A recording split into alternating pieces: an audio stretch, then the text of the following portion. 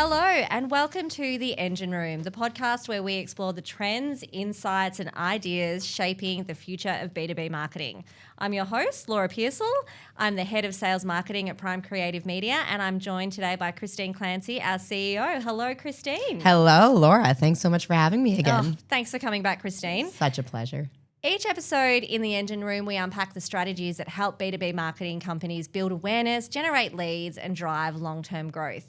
And this week, Christine, we're taking things back to basics, aren't we? We're looking at what we call the 5 fundamentals of B2B marketing. Absolutely. Going back to basics. But these are, in terms of these are basics that we came up with, didn't we? Yeah, we sure did. We sat down and we really wanted to figure out, well, what's different and unique about B2B marketing? Mm-hmm. We actually... Most of us in B2B marketing know that it's different. We also like to say it's a little bit more challenging than B2C marketing, of course, too.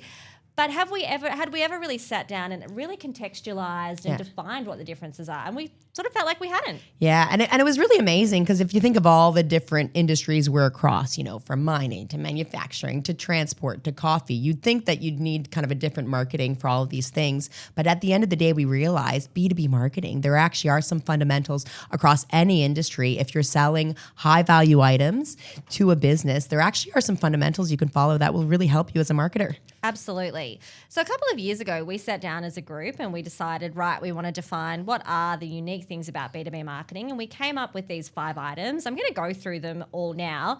And then what we're going to do is take a little bit of time to go through each one, really dive into what the unique and special parts of each one are. Yeah, sounds great. So first of all, we have products are complex. So education is paramount. Yes, we're not selling cans of Coke here. This is big equipment, expensive software. Absolutely. Yeah. Our second one, the sales cycle is long with multiple decision makers. It feels like there's actually more decision makers every year. It is. We're getting this feedback now, even if you think of people like signing off on our advertising contracts, multiple people involved in these decisions. And it's really important to understand that in your marketing. You're not going to get someone who just gets really excited by one ad, click on it and buy your product. Absolutely not. It is lots of people and it takes time. Yeah.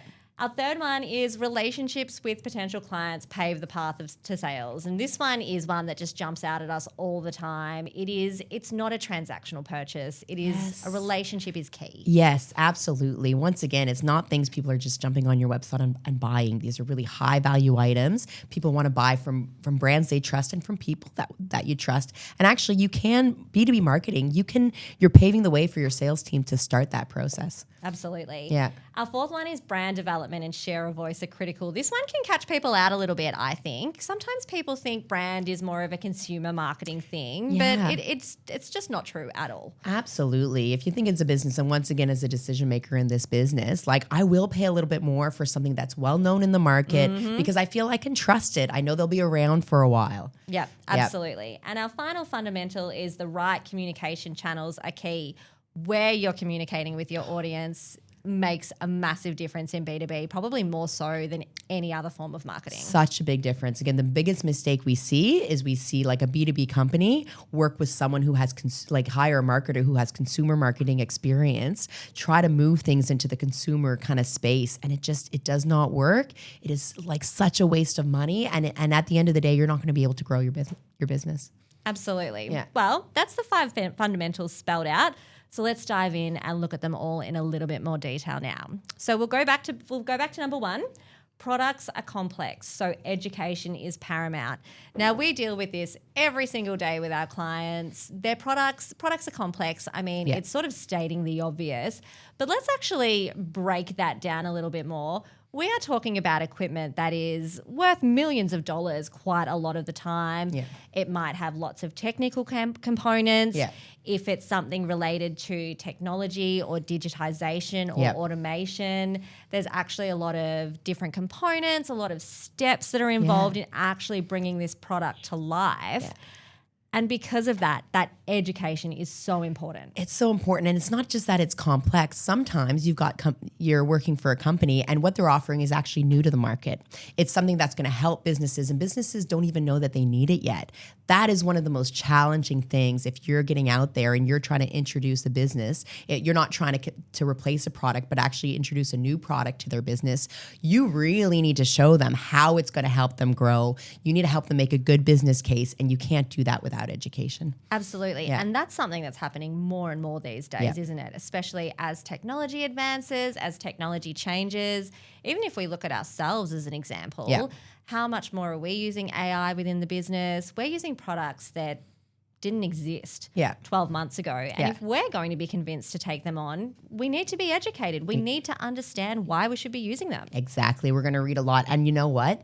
It's going to sound harsh. I don't just want it from the salesperson. If we're going to make a decision on something, it's nice to hear the sales pitch and the information, but I'm actually going to go myself and I'm going to research this product. These are big decisions. So I want to make sure, that I can read about them on trusted sources, that there is information out there, that I can see other companies who have used them. I'm going to need that if we're going to make these decisions. Absolutely. And on the education piece as well, it goes back to something that we spoke about last week as well, which was the fact that people want to learn from people like them. Yeah. They want to learn from customers like them who have used a product, who've used it successfully. Case studies are a really important part of that education piece. Yeah. To help us understand how we're going to use it within the business. How can we see it? Yeah. And we've made mistakes before buying things just off a salesperson, and they're not giving you the full picture. So to get some trust now, I will not actually make any big purchasing decisions for the business unless we have some kind of proof that it's worked for similar businesses like ours. Yeah, absolutely. Yeah. I think the importance of education being paramount in B2B also really speaks to the importance of content marketing as well. Yes. And utilizing content marketing in that B2B context. Absolutely, yeah. Brand is really important, and we will get to that, of course. But content actually helps you tell your story in that really detailed way that people are expecting before making these purchases. Absolutely. And the good thing with content in B2B marketing, B2B magazines, we know that we write about our advertisers. It's absolutely accepted. These are industry publications and this is expected. So I think one mistake people think is the only way to get content is to somehow pitch a really good story, through an agency.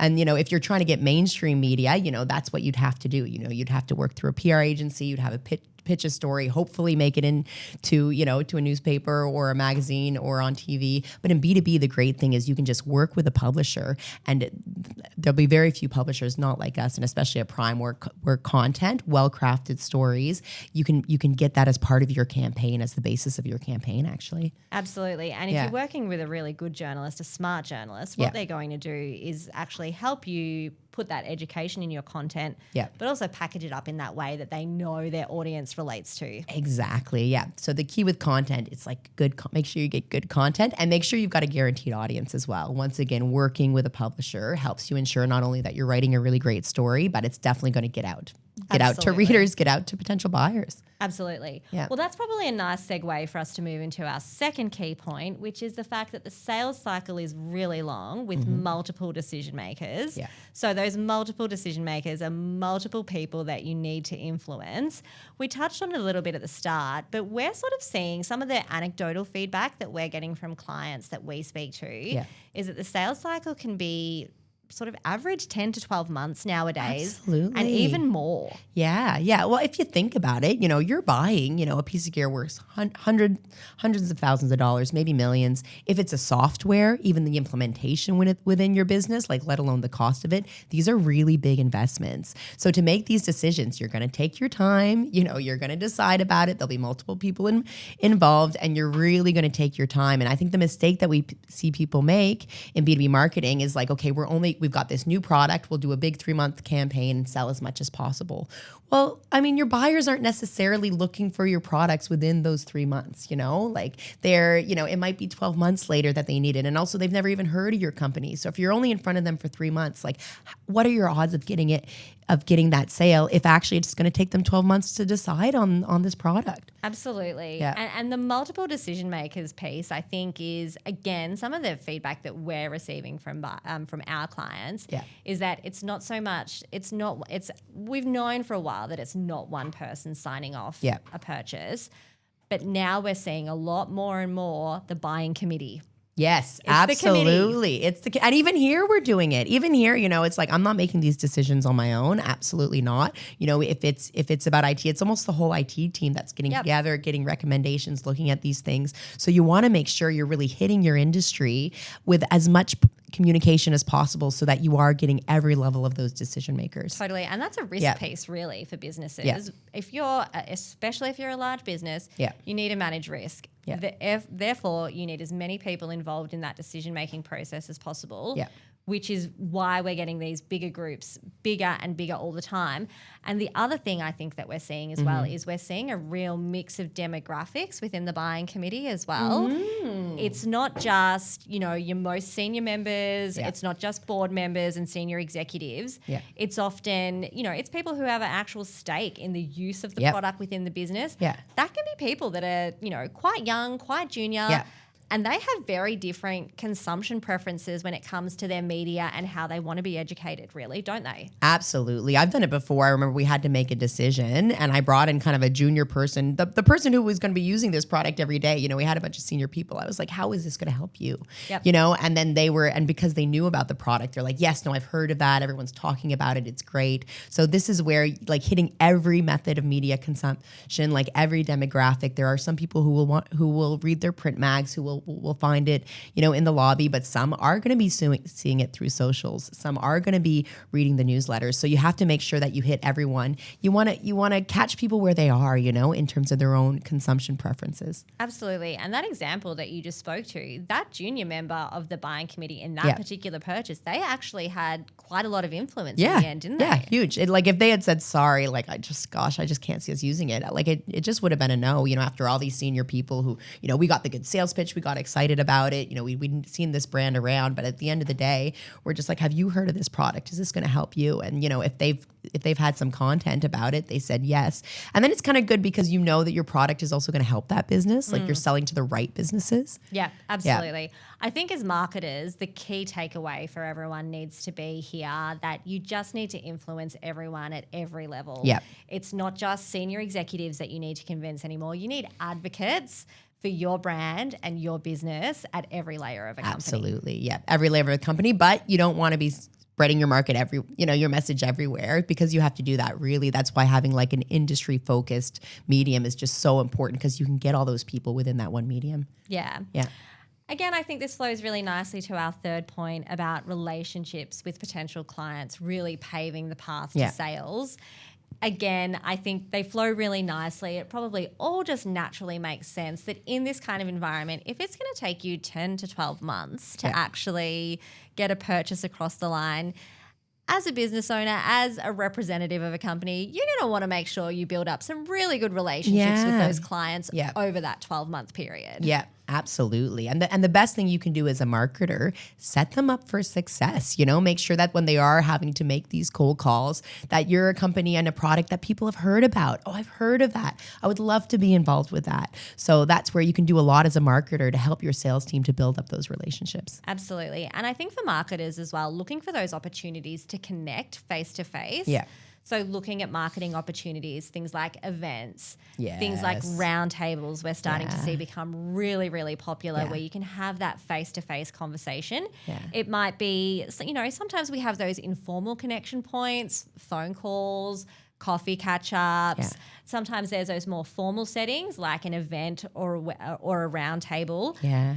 They all are really important throughout the cycle. They're so important. And can I mention awards? That we're seeing more and more awards programs come out, and I absolutely love an awards program because what you can do as a business, as a marketer, you can actually nominate your clients for these awards. You nominate your clients for these awards, and then you host them. You buy a table at these awards, and you're able to host all your clients. So have a look. If there is a relevant industry award, it is such a great way. Imagine one of your clients. Imagine you nominated for them for an award. They win or they get shortlisted, and you have a nice dinner with them out at this big industry event.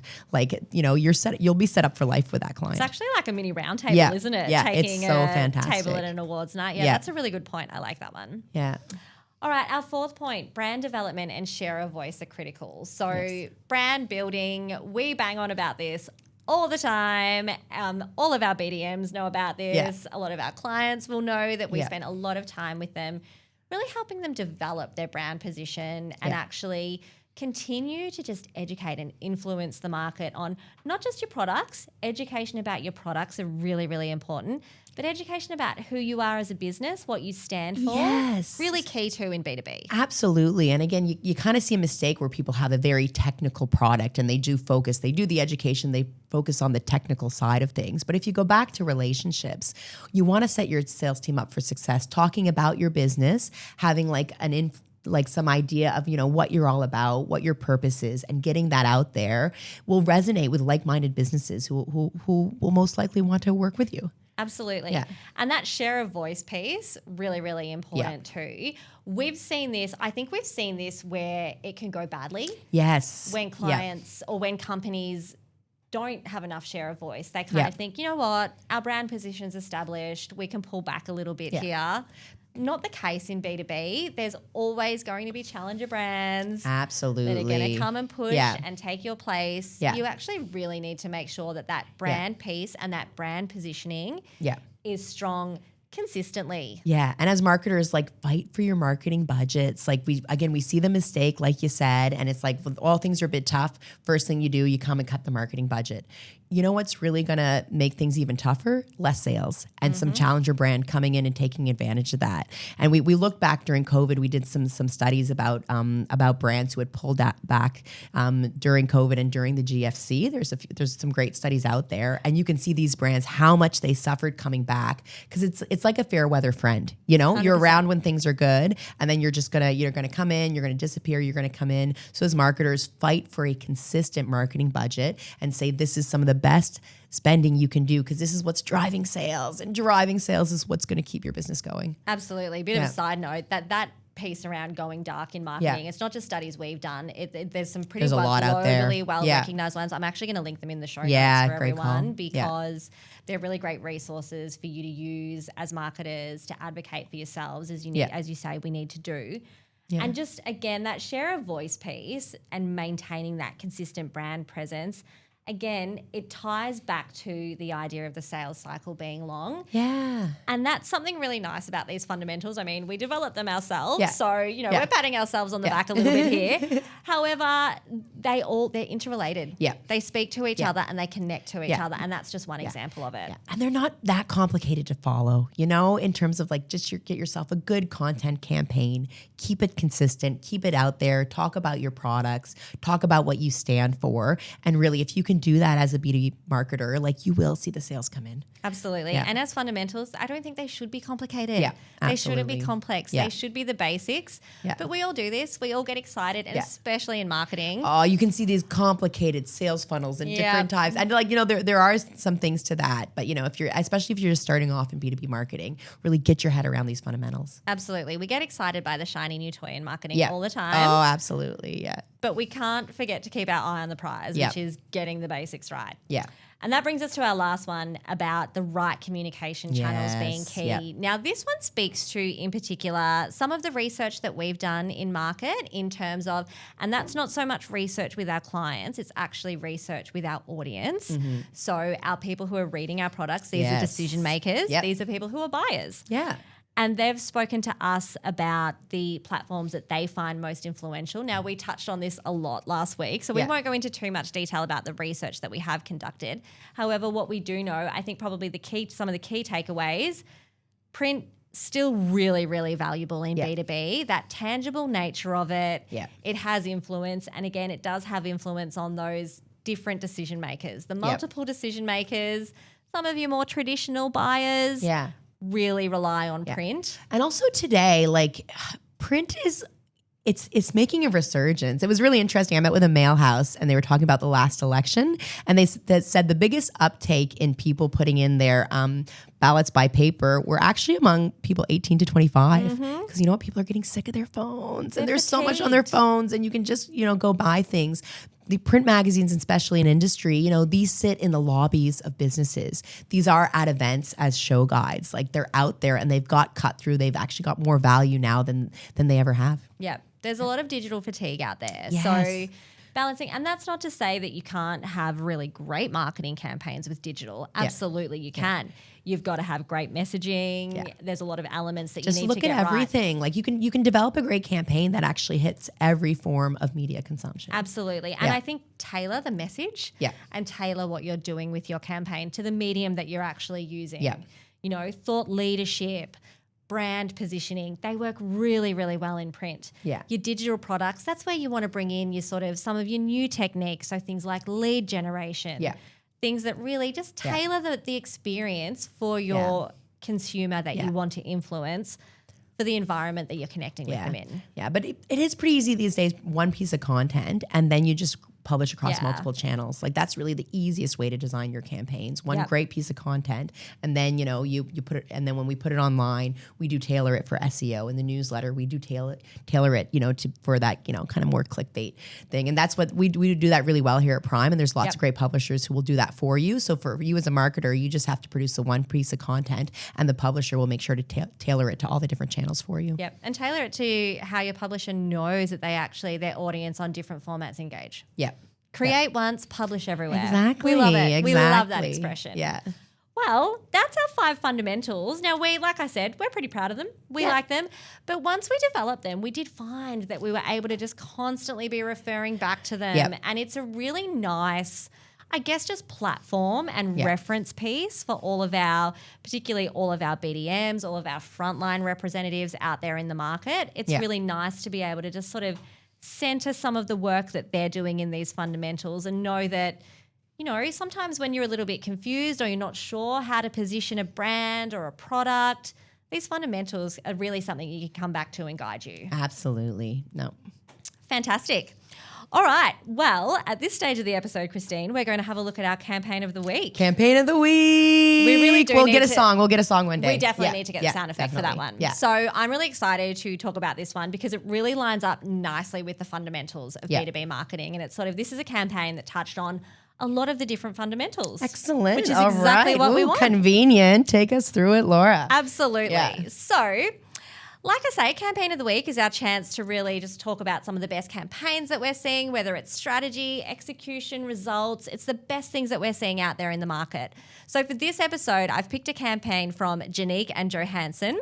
They ran this campaign across our titles, Australian Bulk Handling and Australian Mining. So 2 very well-known resources out there in the market. Australian Mining in particular, over 100 years old. Yeah, over 100 years old. If you're in the mining industry, you've heard of Australian Mining. Absolutely. And so I think, again, with Australian Mining, it's that perfect trust piece. Yep. It is that trusted environment that we're always looking for. Yeah. So Jenike and Johanson, who they are a leading bulk material engineering and consulting firm. And the focus for this campaign was really about reinforcing their position as a thought leader. So shaping the future of bulk commodities. They're a thought leader. They were really leaning into that, you know, products are complex, so education is paramount. But thought leadership is also like a relationship building exercise as well. It's about building your relationship as a leader in the field. Yes, because you can imagine, you know, you meet someone at an event, you're like, oh my gosh, I read that amazing column you wrote, you know, about, you know, the future of the industry. Like, what a great way to set up that relationship for your team. Well, Christine, it's like you read my mind because that is pretty much exactly what happened with this campaign. All right. So what we had was a combination of editorial and print and digital advertising. There were also a number of solar CDMs to the lists for both of those brands as well. And what they were able to do was really showcase some of their most innovative technologies, but also the technical knowledge of their engineering team. So they were really highlighted in some of the pieces as thought leaders. They were spotlit within the article, quoted quite a bit and interviewed. And straight away, again, like I say, perfect fit for fundamental number 1. Education is paramount. Yep.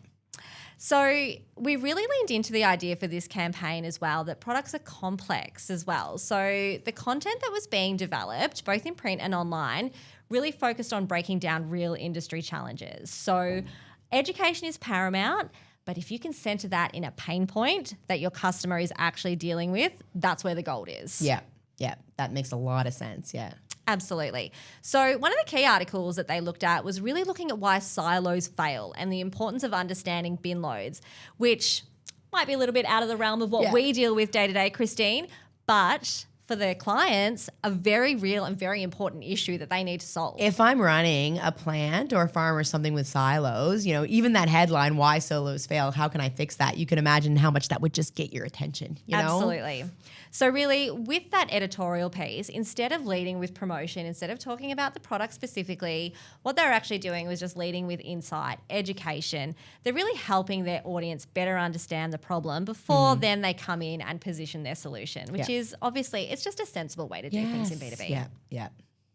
So it's a great example of proof as well. So really, it's that thing of showing, not telling. Yes. We really want to show people and let our clients, let our readers come to the conclusion themselves. Yeah. Here's a nice, instead of saying, our silo can do this amazing things, or it's not silos, but the services, again, products are complex, they're complex. But it's saying hey, here's just an interesting piece about how this company was able to, support, in terms of silos failing. And you can imagine as a reader, you're just just taking that kind of content and you're actually really helping businesses. And I think most people in B2B, you want to help these businesses run better businesses. So showing them how you can do that, that's just absolute gold. Absolutely. And I think as well, the really important thing to note here is that credibility building, that ties in really nicely to brand. Yes, that absolutely. Credibility is so important from a brand position, and that's exactly what we were leaning into here. Yeah. We are credible. We will help you solve these problems. That is who we are as a business. And that's what brand is really, isn't it? It is. But the thing is, if you're not going to go to their website and read this case study, it's not going to be as credible.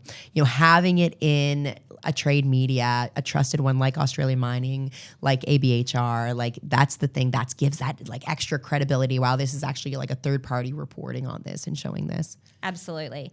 Now, leaning in a little bit more to the actual specifics of the campaign itself. So obviously thought leadership, building brand, building credibility was a really key part of it. But it wasn't just a one-off piece of content. So what actually happened was it was sustained over several months. Yeah. So it's been running for the first 4 months of this year, from January to April. Yeah. Still continuing. So again, recognition, the sales cycle is long. There's multiple decision makers. Our marketing needs to be always on. Yeah. And this was run across print and digital. Yeah. So again, meeting our audiences in the different spaces where they like to hang out and they like to consume their content. Yeah. So it's a really strong example ultimately of consistency and visibility, just showing up regularly in those trusted environments. Yeah. And you can imagine from the marketer's perspective, it's just about providing the right interview people. And really as a publisher, we do all the work. Yep, exactly. And what that results in for the client is a textbook always on marketing approach. Yeah. They're not trying to win the sale in a single moment. What they're actually doing is building a layered campaign, building knowledge, building expertise. Yeah. And then what I really, really liked about that, as this familiarity, this trust, this authority is building over time, what we actually have started to see with this campaign, it's culminating in 2 key moments. Yeah. So first of all, we had a soulless EDM to the ABHR audience, Australian Bulk Handling Review, and that was centered around a micro-learning series that they were conducting. So webinars. Yep. So again, a really key opportunity. So great. Yeah. Thought leadership, knowledge building. Yeah. And they would have had all that build up because people would have read it. They would have recognized the brand. And then when you get that, you're like, you know what? I might actually go to that webinar. Well, that's exactly what happened. So as a result of the thought leadership campaign that was held throughout the process, the EDM got a 31% open rate and a 7% click to open ratio. Wow, 7%. And I think you would know as a B2B marketer to get that on a soulless send is very impressive. Exactly. And in fact, the client representative that looks after ABHR we were chatting about this particular campaign. Yeah. And he said, I've actually never seen an open rate that high. Wow. I've never seen such a high click to open ratio. Yeah.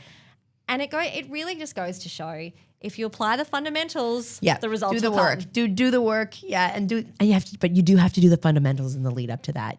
Yeah, you do the fundamentals, things will follow. Yeah. The second culmination moment is coming up now, and what we've got for Jenike and Johanson is a front cover advertising feature on the May edition of Australian Bulk Handling Review. Yeah. So really what we're seeing here now is we've gone from education, we've gone to visibility, 2 really high impact brand moments, and it's just a lovely example of how all of the fundamentals work together. Yep. Great campaign. I know, tick, tick, tick. Yeah. There's not much more to say really, is there? But really, I suppose to summarize, education through technical, insight-led content, consistency through that multi-month campaign, and then credibility appearing in the trusted brand publication, relationships built through repeated valuable touch points, and really strong channel selection. Yeah. So that final fundamental of utilizing print, utilizing digital, and utilizing them in the ways that really suit each one best. And you end up with a fantastic brand result. We couldn't be happier for this particular client, and that's why we were so happy for Jenike and Johanson to be our campaign of the week this week. Yes. Excellent. Thank you. Fantastic. And that's probably the perfect place to wrap up this episode of The Engine Room, Christine. All right. Well, thanks so much, Laura. It's nice to, it's been a while seeing them, so it's so nice to go back and remind ourselves of those fundamentals. Absolutely it is. And we hope you've enjoyed them just as much. If you enjoyed this episode, we'd love it if you would like and subscribe in your favorite podcast app.